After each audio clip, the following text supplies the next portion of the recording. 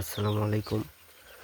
তো এই যে দেখতেছেন, আজকে আমরা ব্রয়লার মুরগির বাচ্চা নিয়ে আসছি আর সেটা বোর্ডিংয়ে দিয়ে দিছি। তো এখানে প্রথমে আমরা দিয়েছিলাম গুঁড়ো, তার উপরে দিয়েছিলাম পেপার। আর পেপার দেওয়ার পর আমরা বাচ্চাটা ছেড়ে দিয়ে সুন্দর করে পানি দিয়ে দিছি প্রথমেই লাইসোবিট দিয়ে, আর তারপরে হচ্ছে গিয়ে খাবার দিছি।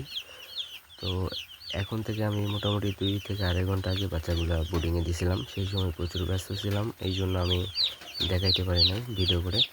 তো এই মুহূর্তে আমরা বাচ্চাগুলো করে দিছি। আর এইটা হচ্ছে কেয়ার কোম্পানির বাচ্চা। বাচ্চাগুলো মাশাআল্লাহ অনেক সুন্দর, যেটা ভিডিওর মাধ্যমে দেখতেই পাচ্ছেন।